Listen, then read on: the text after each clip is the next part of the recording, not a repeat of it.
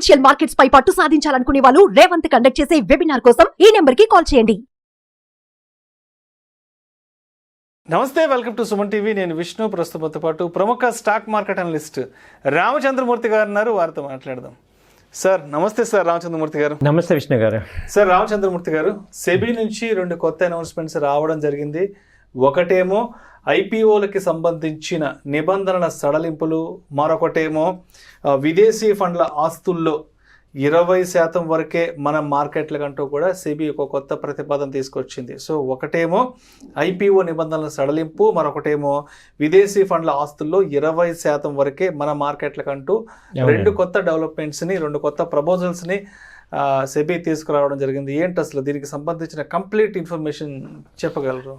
తప్పకుండా సార్. మనం ఒకసారి ఈ టాపిక్ స్టార్టింగ్ నుంచి తీసుకుంటే, అసలు సెబీ ఈ మధ్య ఈ లాస్ట్ 4-5 ఇయర్స్లో బాగా యాక్టివ్గా ఇన్వాల్వ్ అవుతుంది.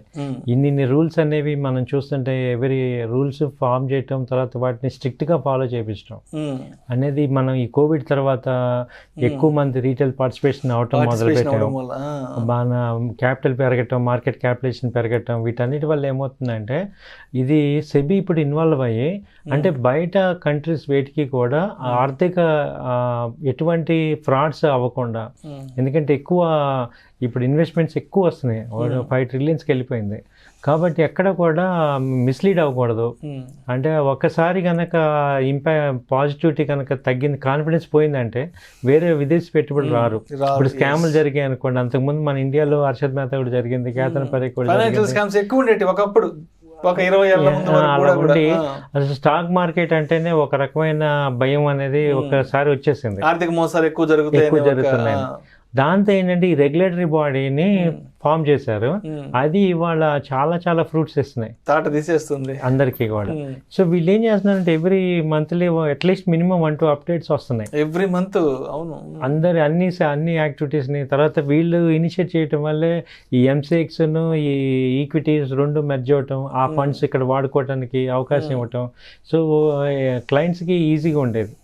సో అలాంటిది ఇప్పుడు ఏంటంటే మేజర్గా ఈ ఐపీఓలో మనం తీసుకుంటే, ఇప్పుడు ఐపీఓ అంటే ఇనిషియల్ పబ్లిక్ ఆఫర్, అంటే ఒక ప్రమోటర్ ఎంతో కష్టపడి ఆ కంపెనీని ఫ్లోట్ చేసి దాన్ని లిస్టింగ్ చేయడానికి చూస్తాడు, డెవలప్ అవుదామని. దీనిలో అంతకుముందు ఏంటంటే చాలా చిల్లీ పాయింట్లను, ఇంకోటను చాలా రిస్ట్రిక్షన్స్ ఉండేవి. ఒక కంపెనీ ఐపీఓ ఒక పబ్లిక్ లిమిటెడ్, ప్రైవేట్ లిమిటెడ్ నుంచి పబ్లిక్ లిమిటెడ్ అవ్వాలంటే చాలా కాంప్లికేషన్స్ ఉండేవి. వాటిల్లో ఇప్పుడు ఏం చేశారంటే ఒక్కొక్కటి తగ్గించుకుంటూ వచ్చి ఇప్పుడు ఇంకా కొంచెం సులువు చేశారు. అందులో ఏంటంటే ఈక్విటీ వాటాలో 5% కన్నా తగ్గి ఉండకూడదు. యాక్చువల్గా ప్రమోటర్కి 5% ఉండాలి. అలా అయితే ఏమవుతుందంటే, అలాగే ఎంపీసీ అంటాం, మినిమం కాంట్రిబ్యూషనల్ షేర్, అంటే ఒక ప్రమోటర్కి 20% శాతం ఉండాలి. అయితే వీళ్ళు ఏం చేస్తారంటే స్టార్టింగ్ ఐపీఓ ఇచ్చేటప్పుడే వాళ్ళు ఫండ్స్ అరైవ్ అవటం కోసం కొంత పోర్షన్ వాళ్ళు అమ్మేసుకుంటారు. సో ప్రీ లిస్టింగ్ సెల్లింగ్ అని ఉంటుంది.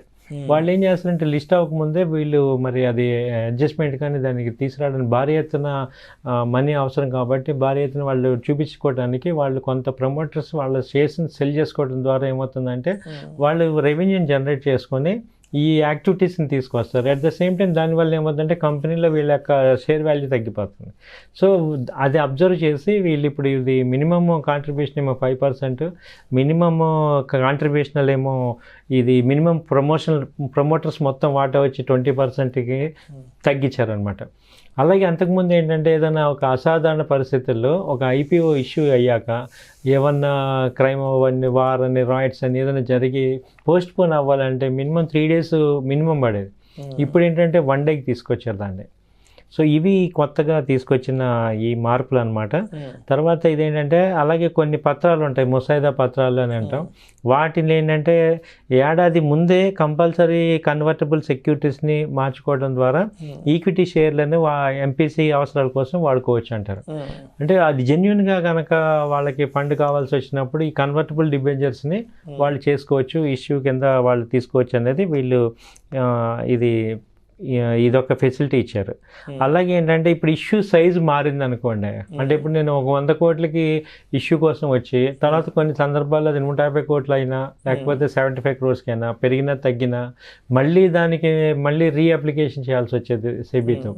ఇప్పుడు అవే డాక్యుమెంట్స్ని ప్రాసెస్ చేసుకొని ఒక ఎడిషనల్గా ఇంకో డాక్యుమెంట్ ఇవ్వటం ద్వారా అది ఆ ఇష్యూ సైజ్ని అప్ అండ్ డౌన్ మార్చుకోవచ్చు అనేది ఇవి వీళ్ళు చెప్తున్నారు. సో ఈ 3 కూడా ఈ ఒక ఐపీఓస్కి. కాకపోతే జనరల్గా ఏంటంటే మనకి ఒక కంపెనీస్ 1 yearలో చూసుకుంటే దాదాపు ఒక 20-25 కన్నా పెద్ద ఎక్కువ ఐపీఓస్ రాలేవు, ఎక్కువ రాలేవు.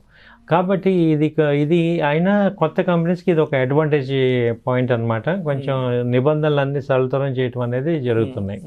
అలాగే ఇప్పుడు రెండో క్వశ్చన్ అడిగారు మ్యూచువల్ ఫండ్స్లో కూడా సెబీ చాలా ఇన్వాల్వ్ అయిపోయి చాలా స్ట్రిక్ట్ రిస్ట్రిక్షన్స్ తీసుకొచ్చారు. సో అందులో భాగంగా ఏం చెప్తున్నారంటే ఇప్పుడు మ్యూచువల్ ఫండ్స్ 2 రకాలు ఉన్నాయి. ఒకటి ఏంటంటే మామూలుగా మ్యూచువల్ ఫండ్స్ రూల్ ఏంటి, అందరి దగ్గర మనీ కలెక్ట్ చేసి వాళ్ళు స్టాక్ మార్కెట్లో ఇన్వెస్ట్ చేసి ప్రజల తరఫున వీళ్ళు ఫండ్ మేనేజ్ చేసి గ్రో చేసి ఇస్తారు ప్రాఫిట్స్. రెండో కాన్సెప్ట్ ఏంటంటే ఇప్పుడు ఈ మ్యూచువల్ ఫండ్స్లో ఫండ్ ఆఫ్ ఫండ్స్ అని ఉంటాయి. ఆ ఫండ్ ఆఫ్ ఫండ్స్ ఏంటంటే ఇండియాలో కాకుండా ఫారెన్ కంట్రీస్లో ఇన్వెస్ట్ చేస్తాయి. దాని పేరే ఫండ్ ఆఫ్ ఫండ్. అంటే ఆ మ్యూచువల్ ఫండ్స్ ఏం చేస్తాయంటే ఇండియాలో మనీ కలెక్ట్ చేసి ఆ అమౌంట్ని ఫారెన్లో చేస్తున్నారు. ఇప్పుడు ఏం జరిగిందంటే కొన్ని కంపెనీస్లో ఈ ఫండ్ ఆఫ్ ఫండ్స్ ఇప్పుడు ఈక్విటీ మార్కెట్ ఇండియానే గ్రో ఉంది కాబట్టి ఆ అమౌంట్ కూడా ఇక్కడే డైవర్ట్ చేస్తున్నారు. కానీ దానివల్ల ఏమవుతుందంటే వినియోగదారులకు అయితే ప్రాఫిట్ ఇస్తున్నారు, కానీ యాక్చువల్గా కాన్సెప్ట్ తీసుకుంటే గ్లోబల్ పాయింట్ ఆఫ్ వ్యూలో fund of funds Indian companies అన్ని ఇండియాలో ఇన్వెస్ట్ చేస్తున్నాయని ఒక అపవాదం వస్తుంది. యాక్చువల్గా అది పోగొట్టడానికి ఏం చేశారంటే 20% మాత్రమే టోటల్ మీ యొక్క ఫండ్లో 20% ఇండియాలో పెట్టుకోవాలి, 80% కంపల్సరీ ఫారెన్లో ఇన్వెస్ట్ చేయాలి. ఆ ఫండ్ మీద ఏదైతే అమౌంట్ కలెక్ట్ చేస్తున్నారో ఆ అమౌంట్ గ్లోబల్గా పెట్టాలి అని ఆ రిప్యుటేషన్ని మెయింటైన్ చేయడానికి ఈవెన్ దో ఇండియా మంచి గ్రో ఇచ్చినా కానీ సాక్రిఫైస్ చేసి ఆ రిప్యుటేషన్ కోసం ఇప్పుడు 20% అనేది తీసుకొచ్చారు. ఇది ఈ రెండిటి యొక్క ఇది. సో ఫండ్ ఆఫ్ ఫండ్స్ అంటే మనం మ్యూచువల్ ఫండ్స్ వేరే కంట్రీస్లో ఇన్వెస్ట్ చేయటం, అది 20%కి సీల్ చేశారు. సో ఇవి ఈ అప్డేట్స్ రీసెంట్గా వచ్చిన సెబీ అప్డేట్స్ అండి. Thank you sir. Thank you so much Ramachandramurthy గారు. థ్యాంక్ యూ అండి. సుమన్ టీవీలో మీ పర్సనల్ అండ్ బిజినెస్ ప్రమోషన్స్ కోసం కింది నెంబర్కి కాంటాక్ట్ చేయండి.